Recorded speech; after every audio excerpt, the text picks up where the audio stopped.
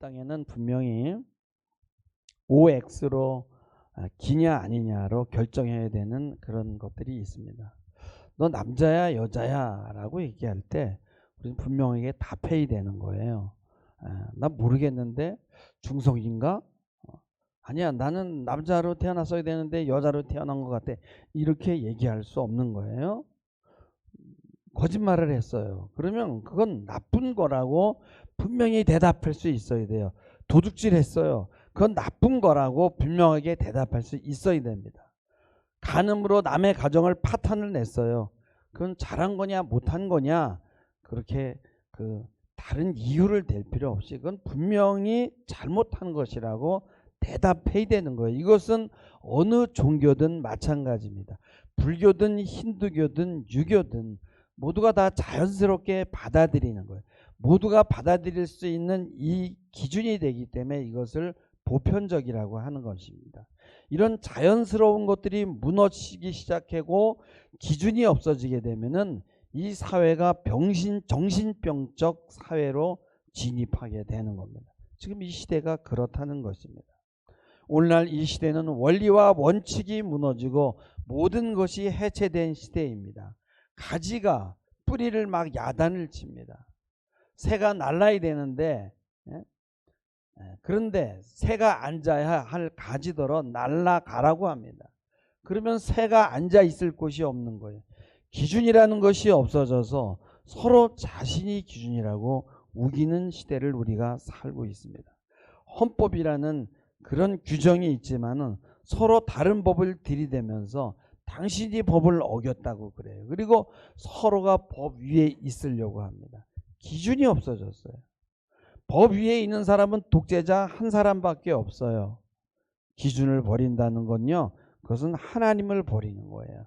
독재자들은요, 자신을 신으로 섬기는 자고 무신론자입니다. 사실 모든 우리의 문제는 뭡니까? 하나님을 버렸기 때문에 오는 문제예요. 십계명에는 분명히 이것은 하라, 이것은 하지 말라라고 분명히 기준을 제시합니다. 근데 우리는 말합니다. 그 법이 어디 하늘에서 왔냐? 그거는 우리를 통제하기 위해서 조작된 거라는 거예요. 어디 하늘에서 음성이 들려가지고 돌판에 기록이 되었어? 그런 거짓말이 어디 있냐? 이 시대는 뭐야? 이렇게 보편적인 거를 다 무시하고 욕망을 마음껏 실현하는 시대가 되었어요. 근데 문제는 그 욕망이 우리에게 굴레를 씌우고 우리의 자유를 부자유하게 하는 것은 그들이 보지 않는 겁니다. 한 가지 예를 들어볼까요? 옛날에 우리 부모나 또 우리 사모와 이제 결혼 초만 해더라도 그때는 여자가 결혼하면은 당연히 그냥 아기 낳는 거예요. 그건 당연한 것입니다. 그 여자의 운명이지 하면서 받아들였어요. 힘들어도 원래 해산의 고통을 겪으면서 그렇게 하는 줄 다 알았어요. 억울한지도 모르고 힘들었지만 힘든지도 몰랐어요. 당연한 거니까. 근데 언젠가부터 이 본래적인 것에 의심을 갖기 시작합니다. 왜 여자만 그렇게 고생을 해야 되느냐. 당연한 것에 의심을 품기 시작하면서 애 낳는 것이 더 힘들어지고 애 키우는 건 더더욱 힘들어요. 그래서 오늘날 여자가 결혼해서 애를 낳는 건 당연하잖아라고 얘기하면은 요거도 먹어요. 요즘에 눈총 받습니다. 당연한 것을 부자연스럽다고 하니까 모든 것을 다 억압으로 보니까 더 힘들게 된다는 거예요. 본래적이고 주어진 것이고 위에서 온 것이라고 하면은 힘들지 않습니다. 순종하기로 하면 어렵지 않다라는 거예요. 그것이 바로 우리가 행복할 수 있는 길이라는 거예요. 성경은 우리를 통제하고 억압한다고 생각하면서 그 기준을 무너뜨린단 말이에요. 그렇게 되면 어떻게 돼? 배가 한가운데서 나침판을 잃어버린 것과 같아. 그게 모두가 방황할 수밖에 없는 거예요. 뭐 저출산 무슨 정책을 만든다고 되는 거 아닙니다. 왜냐하면 하나님을 버렸기 때문에 오는 현상이라는 거예요. 새가 이 나무 저 나무를 날아다니는 거예요. 가지더러 네가 날아가라. 그러면 새는 어디 가서 앉아요? 나비가 날아야지. 꽃더러 네가 날아다니면서 꽃가루를 옮기라고 그러면 안 돼. 하나님은 나비가 돌아다니면서 꽃가루를 묻히게 그렇게 창조한 거예요. 그 인간이 조정할 수 있는 게 아니란 말이에요. 벌이 날지 않고 꽃도로 날아가라고 그러면 벌이 어디서 꿀을 얻습니까? 여러분, 부부가 침실에서 자는데 들어가서 너희들 어떻게 이성애적으로 이렇게 남녀가 이렇게 붙어 있을 수 있어라고 불법이야라고 얘기하면 얼마나 웃겨요. 지금 그런 시대를 우리가 살고 있다라는 거예요. 분명한 어떤 공리가 있는 거예요. 마땅히 해야 될 것이 분명히 있습니다. 근데 그러한 매뉴얼을 버리고 인간 스스로가 다시 매뉴얼을 만들어서 그걸 사용하겠다고 하는 거예요. 인간은 신이 아닙니다. 우리는 땅에 있고 하나님은 하늘에 계셔요. 유한한 인간이 성경을 버리고 그 매뉴얼을 새롭게 만든다면 여러분 어떻게 되겠습니까? 지금은요 여러분 의료 과학으로 영혼을 꿈꾸고요 죽음에 도전합니다. 그건 뭐예요? 하나님에게 도전하는 거예요. 우리는 이렇게 나그네와 이 땅에서 우고하는 자예요. 세상에 있는 날이 그림자 같아서 그저 머무름이 없는 거예요. 잠깐 왔다 가는 겁니다. 이건 신이 정한 것이라는 거예요. 어떤 사람들은 죽을 때 자신을 냉동해 놓습니다. 왜요? 미래의 과학이 이제 죽은 자를 다시 영혼을 불어넣어서 살릴 수 있다라는 것을 믿는 거죠. 이게 OX로 분명히 답할 수 있는 거는 주로 자연법이거든요.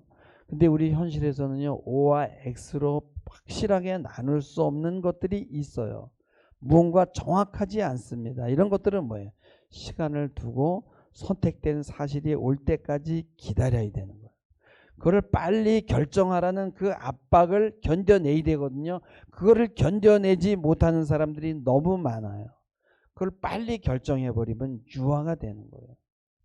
유화는요 모호한 것을 못 견뎌요.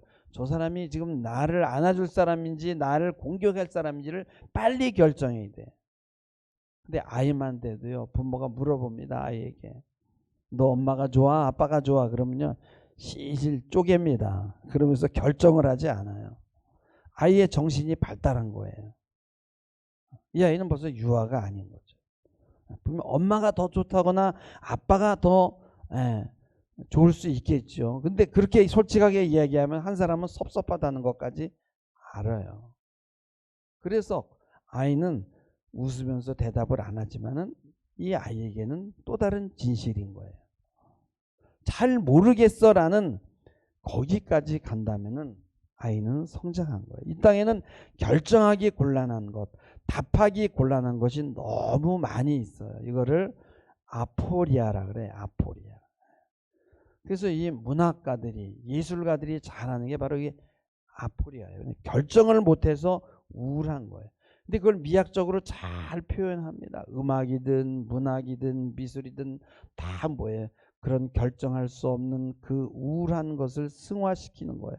근데 어느 한쪽으로 치우치게 되면 그게 바로 저속하게 되는 거예요. 그래서 이럴 수도 있고 저럴 수도 있고 이것이 답일 수 있고 저것이 답일 수도 있는 것. 그러나 부분적으로만 답이다는 거예요. OX의 문제가 아니라는 거예요. 여기서 인간미가 나오고 예술이 나오는 거예요. 그러나 여러분요 사람이 어떻게 망가집니까? OX로 분명히 대답해야 될 것들이 있어요. 십계명은 대답해야 됩니다. 근데 그거는 대답하지 않고 OX로 나눌 수 없는 거를 나눠버리는 거예요. 하나님의 말씀은 분명히 기준을 가지고 있습니다. 하지 말라와 하라가 뚜렷한데 이것을 인정하게 되면 내 욕망을 절제해야 되고 참아야 되고 기다려야 되는 거예요. 그리고 십자가를 지고 좁은 문으로 가야 되는 거예요. 이 십계명을 잘 보면요 이게 정말 지키기 어려운 것들만 있어요. 그런데도 그것을 잘 지킬 때 복을 받음을 믿습니다. 인간은 그 기준을 버리고 자신의 망상이나 환상을 붙들고 그거를 기준으로 삼으려고 그래요. 그래서 치매 걸린 사람은요, 며느리가 밥상 차려면요, 너 2년 여기다 독 탔지 하고 확 밥상을 뒤집어 엎어요. 그 왜 그래? 평소에 결정할 수 없는 것, 알 수 없는 것을, 그것을 이 거리두기를 하면서 받아들이고 기다리는 일을 못한 거예요. 항상 OX로 다룬 겁니다. 그리고 OX로 대답해야 될 일들은, 그 십자가를 지는 일들은 다 피한 거예요. 그러면 치매 걸리는 거예요. 나 외에 다른 신을 섬기지 말라는 거는 명령입니다. 너희가 이 명령을 어길 때 경심증에 걸려가지고 막 자다가도 깜짝깜짝 놀라고, 다른 성경에 뭐냐면 정신병에 걸린다 그랬어요. 나 외에 다른 신을 섬기면. 그러니까 하나님을 섬겨야 되는 것은 내가 결정해야 되는 문제가 아니고 그냥 당연히 받아들여야 되는 거예요. 근데 우리는 하나님을 믿는 것은 믿고 안 믿고는 내 자유라고 생각한다는 거예요. 신명기 30장 19절에 보면은, 보라 오늘날 내가 생명과 여기 보면은 내가 생명과 사망과 복과 저주를 내 앞에 두었은즉 너와 내 자손이 살기 위해서 생명을 택하라 그랬어요. 부정의 말이 부정의 말은 없어요. 긍정이라는 거예요. 택해야 되는 거예요. 명령입니다. 명령. 이건 뭐예요? 삶의 기본이라는 거죠. 이것을 버리고 다른 것에서 기준을 찾게 되면 그건 사망의 길인 것입니다. 지금 이 사회가요 뭐예요? 다 하나님에게서 돌아서고 서니까 어떻게 돼요? 다 정신병적인 사회가 된 거예요. 모두가 다 치매에 걸린 사람 같잖아요. 심지어는 기독교인들조차도 막 이상한 거예요. 막 하나님의 이름으로요, 이름을 빙자해가지고 하나님과 다른 어떤 것들을 막 섬기는 게 1970년대에 있었던 일이에요. 제가 어떤 사례집에서 본 건데, 남미의 한 도시에 20세 되는 청년이 광장 한 복판에서 옷을 다 벗고 하수구 안으로 사라진 거예요. 그래서 경찰에게 붙들려서 물어보니까 왜 뭐 하수구로 도망갔냐 그러니까 히틀러를 피해서 도망갔다는 거예요. 히틀러는 벌써 오래전에 있었는데, 그래서 정신병원에 입원해가지고 3개월을 보냈는데, 이 병원에서 막 악취가 난다고 불평하고, 음식이 오면은 여기에 독이 들어있다 그러고, 막 지하실에서는 비명소리가 들린다 그러고, 막 저기서 막 사람을 두들겨 팬다라고 막 주장을 하는 거예요. 그래서 그가 거기서 탈출을 했어요. 2달 뒤에 잡혀가지고 다른 정신병원에 입원을 했는데, 거기에는 막 성역으로 가득한 곳이라는 거예요. 막 이 간호사와 스태프들이 전부 다 막 성적인 관계를 맺고 막 성적 흥분을 막 이렇게 시키는 이상한 곳이라는 거예요. 그리고 지하실에서는 아이들이 막 성행위가 벌어지고 있는 거를, 그런 게 막 느껴지는데 자기가 견딜 수 없다는 거예요. 그래서 그 병원에서도 탈출한 거예요. 2달 뒤에는 자발적으로 첫 번째 병원으로 되돌아왔어요. 그리고 거기 와가지고는 분위기가 또 이번에는 옛날과 너무 달콤하다는 거야. 달콤하다고 불평하고 막 너무 향기로워가지고 자기가 이 숨을 멈출 수가 없이 계속 숨을 쉬어야 되는 거야. 그래서 자기가 숨을 너무 많이 쉬어가지고, 그래서 자기가 우울한데, 자기가 산소를 과다 소비해가지고 아기들의 울음소리가 지하에서 숨을 못 쉬어가지고 들려온다는 거예요. 근데 이 사람 마음 안에는 자기 안에 은밀한 방이 있거든요. 그 방은 뭐야?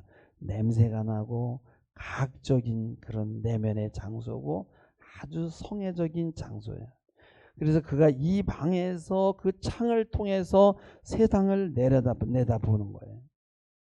이걸 뭐냐면은 자기도 모르는 사이에 무의식적으로 오는 환상이다라고 그러는데, 이 심리적이지만은 그 심리 안에서, 마음 안에서 일어나는데 본인은 그거를 실제라고 믿고 있는 거예요. 근데 다른 사람들이 보면은 망상인데 그 사람에게는 실제인 거예요. 당신 지금 망상에 빠져 있어라고 하는 말이 소용이 없는 거예요. 그 사람에겐 그게 실제이기 때문에. 어떤 팀이 유럽으로 여행을 갔다가 한국으로 돌아오는 비행기를 탔는데 서로 안 좋은 분들이 탔어요. 그래서 한 사람은 비행기 앞자리에 앉고 또 한 사람은 꼬리 쪽에 탔는데, 그런데 이 앞에 있는 사람들이 이제 한국에 도착해가지고 상담을 와가지고 하소연을 하는 거예요. 저 뒤에 앉아 있는 친구가 14시간 동안 자기 친구하고 내내 자기를 욕했다는 거예요. 그래서 이 치료자가 비행기 소리가 너무 커서 거리가 너무 멀어가지고 도무지 들릴 수가 없는데 어떻게 그런 얘기를 하니까 막 화를 막 내는 거예요. 내가 분명히 들었는데 말이지 어떻게 공감해주지 않냐 이거. 14시간 동안을 자기를 욕했다는 거예요. 이건 뭐냐면 이거는 과학적 사실을 들이대도 안 되는 거예요. 왜냐하면 그 사람에게는 사실이니까 당신은 환청이라고 얘기해도 소용이 없다는 거예요. 그 마음 안에서 뭔가 일어나고 있는데 그 사람에게는 그게 사실이라는 거예요. 그래서 우리 인간들은 모두가 이런 정도의 차이가 있지만은 밀실을 가지고 있다는 거예요. 밀실. 그 밀실에서 그 창으로 바깥을 본다. 근데 그 밀실이 사람마다 다 달라요. 우리는 한 시대 한 공간 안에 있는 것 같지만 서로 다른 시대 다른 세계에 살고 있는 거예요. 그러니까 윤석열 대통령은 지금 박정희 시대에 살고 있는 거잖아요. 시대가 다른 거예요. 설득할 수 없습니다. 그래서 이 세상은 너무 복잡한 거예요. 같은 공기를 마시면서 사는데 사는 세계가 다른 거예요. 너 내가 사는 세계로 건너오면 안 돼? 못 넘어옵니다. 모두가 자기 세계에 갇혀 있는 거예요. 그래서 우리는 성경 말씀이 필요한 거예요. 할렐루야. 지금 이 현 시국에서 일어나는 일들이 바로 이런 것들이야. 그냥 우습기도 하고 슬프기도 하고 이걸 우프다라고 얘기하거든요. 설득할 수도 없고 고칠 수도 없고 환상이지만 실제이기 때문에 서로가 분절된 채로 살아가는 거예요. 왜 이런 일이 일어나냐? 현실에서 답을 찾으려고 하니까. 기독교인들은요, 현실에는 답이 없다라는 것을 알면서도 현실을 충실하게 살아가는 자들이에요. 기독교는 현실에서 답을 찾는 종교가 아닙니다. 현실이 탄탄하고 완전하고 유토피아가 현실에서 건설될 것 같으면 주님이 왜 오셨겠어요? 이 땅은 지속적으로 전쟁이 일어나고 계속 멍청이 같은 독재자들이 나타날 것이고요. 지진이 일어나고 기근이 일어날 것입니다. 근데 여기에 뿌리를 박으려고 하는 사람은 어리석은 사람이에요. 오늘 말씀 역대상 29장 15절에 보면은 주 앞에서는 우리가 우리의 열조와 다름이 없어 나그네와 우고하는 자라. 세상에 있는 날이 그림자 같아서 머무름이 없나이다 라고 말씀하는 거예요. 나이가 들면 기운이 빠지고 머리가 빠지고 기력이 쇠하다가 죽는 거예요. 아무리 의술이 발달해도 소용이 없습니다. 이 땅은 잠시 머무는 곳이다. 이 세상은 나그네 길이라는 거예요. 그래서 우리가 여기에다가 뿌리를 박을 수가 없다는 거예요. 누군가가 나를 구원해 줄 것처럼 믿어진다면 그건 예수님이 아니라 누군가가 사람이, 그러면 그거는 그 사람의 불안인 거죠. 하나님은 지금 이 불안한 시대에 아무 일도 안 하는 것 같지만 지금 무언가 일을 하고 계신 것을 믿으시기 바랍니다. 나의 이 불안에서 누군가가 빨리 뭔가 나타나서 해결해 줄 것이다 라는 그런 믿음을 여러분 버려야 되는 거예요. 하나님만이, 예수 그리스도만이 유일한 답입니다. 그래서 시편 2편에 보면 그 아들에게 입맞추라, 그 진노가 급하심이라 그래요. 그렇지 않으면 너희가 길에서 망하리라 라고 말씀해요. 그 정도로 우리가 예수 믿는 게 급한 거예요. 잘 믿어야 됩니다. 할렐루야. 철로 역정에서 전도자가 한 남자에게 두루마리를 줍니다. 그 두루마리에는 이런 성경 구절이 써 있어요. 마태복음 3장 7절인데요. 임박한 진노를 피하라 그런 거예요. 그래서 이 사람이 그 글을 읽고 전도자를 바라보면서 묻습니다. 제가 어디로 피해야 되죠? 그때 전도자가 말합니다. 저기 좁은 문이 보이십니까? 저 밑에서 눈을 떼지 말고 계속 달려가다 보면 좁은 문이 보일 텐데 그리로 들어가라 그래요. 근데 순례자가 그 길을 가려고 하는데 이런저런 사람들이 나타나서 그 좁은 문 말고 당신이 진 짐을 가볍게 하고 더 쉽게 하고 더 편안한 집으로 안내할 테니 여기 더 좋은 길이 있다라고 그렇게 유혹을 합니다. 이 세상은 피할 곳이 너무 많이 제공되어 있는데 그게 뭐냐면 환상의 세계예요. 기독교는 뭐냐면 환상에서 현실로 나오는 거예요. 나오는 방법은 말씀을 붙드는 거예요. 어두컴컴한 동굴에서 여러분 나오려면 어떻게 해야 돼요? 빛을 쫓아 나오거나 어두워서 빛 하나 들어오지 않는다면 너무 깊이 들어갔으니까 누군가 건네주는 밧줄을 붙들고 나와야 된다는 거예요. 근데 현실로 나오면요 만만하지가 않아요. 너무 힘들어요. 그래서 많은 사람들이 다시 동굴로 들어가는 거예요. 전 차라리 그래서 현실에 나오는 현실 자체가 좁은 문이라고 이야기해요. 왜냐하면 넓은 문은 뭐예요? 다 환상이거든. 너무 어려우니까 다 그리로 도망을 가는 거예요. 땅에 발을 딛고 사는 거가요. 삶이 그렇게 쉬운 게 아니에요. 그게 바로 좁은 문이라는 거예요. 현실로 나와서 각박하고 부조리한 현실을 살아내는 것은 내가 주님의 성품으로 만들어지기 위해서 그런 거예요. 어떤 분은 그래요. 목사님 제 몸 하나 챙기기에 너무 바빠. 난 그래도 그 사람은 그 고통을 받으니까 난 그 사람은 굉장히 현실을 산다라고 생각해요. 어떤 사람은 아예 환상으로 도망가서 거기서 안 나와. 그래서 이 오징어 게임이라는 이 드라마 보면 그 게임에 초청된 자를 보면은 저는 여러분들 그거 좀 너무 좀 끔찍하긴 하지만 한 번씩 보라고 좀 말씀드리고 싶어요. 또 2편도 나왔는데 2편도 보니까 1편보다도 더 잘 만들었더라고. 근데 거기 게임의 초청자들은 뭐냐면 전부 다 인간 쓰레기라 그래요. 왜냐면 그들은 거의 이 현실에 있을 때 현실에 발을 딛기를 거부한 사람이야. 도박이나 남의 돈을 빌려서 대박을 꿈꾸다가 막 빚더미에 앉은 자들만 그 게임에 끌려오는 거예요. 그래가지고 그 게임에 끌려와가지고선 거기서 게임하다가 거의 다 죽는 겁니다. 제가 그걸 보면서 야 바로 저게 지옥이구나. 지옥에 가면 정말 저렇겠구나. 도망도 못 가고 갇혀서 게임을 하는데 결국은 계속 게임을 하다가 지게 돼 있거든요. 죽는 거예요. 근데 여러분 그게 뭐냐? 현실에서 지금 일어나고 있는 일입니다. 현실에서.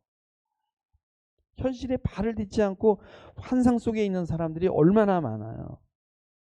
뭐 이상한 거 해가지고 뭐 하면 돈이 많이 벌린다고 해가지고 사기꾼들한테 당하고 아니면 자기가 사기를 치고 다 그런 거 아니에요? 그래서 하나님을 버리게 되면요. 현실을 현실로 인식하기가 힘들어요. 그래서 하나님을 버린 사람들은요. 현실을 게임장으로 생각해요. 예, 여러분 어려서 게임 하잖아요. 예, 그러면 게임에서 지면 어떻게 됩니까? 아웃이 되는 거예요. 죽는 거예요. 근데 그 놀이에서 죽는 거예요. 무궁화꽃이 피었습니다. 그러면은 움직이면은 딱 걸리면 게임장 밖으로 나가는 거예요. 그게 아웃이야. 근데 현실을 떠나서 사단이 만들어낸 게임 안으로 들어가면은 정말 죽는 거예요. 영원한 사망의 길로 가게 되는 거예요. 여러분 하나님이 준 우리에게 하나님이 노동력을 줬잖아요. 그건 하늘에서 준 거예요. 그거는요 마음대로 사고 팔 수 있는 게 아니에요. 물론 먹고 살기 위해서 팔아야 돼요. 근데요 가수가 무대에서 노래하면 그건 노동이에요. 돈을 받아야 돼요. 집에서 자기 아이하고 노래를 부르는 거 아이한테 돈 달라고 그러는 부모 있나요? 그건 놀이잖아요. 재미있잖아요. 엄마가 자녀에게 따뜻한 밥을 짓고 참기름을 바른 김을 만들고, 뭐 요새는 다 사 먹지만 옛날엔 다 이렇게 엄마가 직접 발랐어요. 붓으로. 생선을 구워서 성찬을 차리는 것은 그거는 사고 팔 수 있는 게 아니란 말이에요. 엄마가 아이를 해산하는 고통도 돈으로 환산되는 게 아니야. 예술가가 그림을 그리고 작품을 만들고 문학책을 쓰는 것은 돈으로 수치를 나타낼 수 있는 게 아니라는 거예요. 그런데 여러분요, 오늘날에는 이걸 다 돈으로 환산해 가지고 사고 판단 말이에요. 근데 이거를요, 이 막스가요, 허구적인 상품이라고 그래서 허구적인 상품. 그러니까 환상 속에서 이루어진다는 거예요. 현실이 아니라는 거야. 환상 속에. 그러니까 여러분들은 지금 다 환상 속에 있는 거지. 성경에서요, 땅은 사고 팔지 말라 그랬어요. 왜냐면 하나님의 것이기 때문에 신현재를 만들어서 50년씩 49년씩 빌려서 쓰는 거야. 1년은 땅을 놀리고 그리고 다시 돌려주고 또 다시 받는 거야. 근데 인간은 하나님에게서 빌려 쓰는 그 땅을 갖다가 사고 파는 거예요. 이게 허구적 상품인데 이것 때문에 빈부의 격차가 절대 없어지지 않는다는 거예요.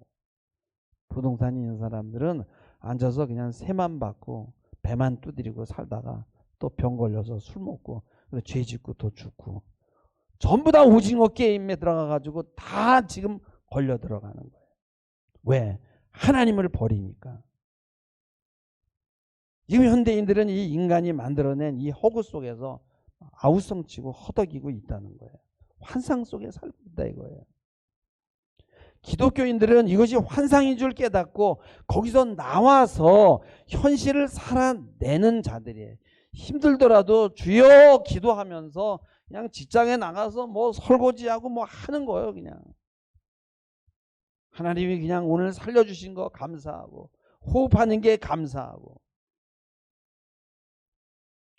어린아이들은요 환상 속에 살 수 있어요. 그러나 점차적으로 현실로 나옵니다. 이 현실에 나온 아이들을요, 이 세상은 다시 환상 속에 가두고요, 오징어 게임으로 초대합니다. 그 어른이 돼가지고도 그 오징어 게임 속에 들어가서 뭐 폼 잡고 뭐 여러분 그런 거 부러워하지 마세요. 결국은 다 죽을 사람들이에요. 영원한 사망으로 끌려갈 사람들이다 이거예요. 우리는 끊임없이 이 환상에서 현실로 나오기 위해 말씀을 여러분 붙들고 싸워야 돼요. 현실은요 만만치 않습니다. 원래가 그런 거예요. 현실은 유토피아가 아니에요. 이거를 잘 극복해내면은 실제 세계로 들어갈 수 있는 그런 티켓을 받게 되는 거예요. 환상 속에서 오징어 게임이라는 이 지옥에 살다가 많은 사람들이 지금 지옥으로 끌려가고 있는 것이 이 세상의 모습이라는 거예요. 우린 여기 이 땅에 잠시 우거하는 나그네지만은 이 현실의 어려움을 하나님의 말씀을 잘 붙들고 그리고 견뎌내는 자들입니다. 누가 성공했냐, 누가 돈을 더 많이 벌었냐 하는 이 오징어 게임에서 나오시기 바랍니다. 현실은 지옥이 아니에요. 현실은 내가 그 환상 속에 있는 것이 지옥이고, 현실은 왜 있냐? 나를 만들어내기 위해서 하나의 훈련소예요. 여러분 환상으로 도망가지 마시고 차가운 현실, 각박한 현실 속에서도 하나님 말씀에서 답하라고 하는 그것에 분명히 예, 아니요라고 답하시고 십자가의 길, 순례의 길 정진하시는 여러분 되기를 주님의 이름으로 축원합니다. 기도하시겠습니다. 주님, 하나님이 말씀하신 것은 분명히 예, 아니요로 정확하게 대답해야 합니다. 결정할 수 없는 것들은 보류하고 하나님이 어떻게 이끌어가는지 기도하며 기다리는 겸손한 사람이 되게 하옵소서.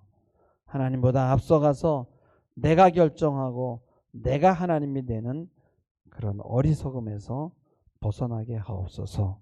감사드리며 예수님의 이름으로 기도하옵나이다. 아멘.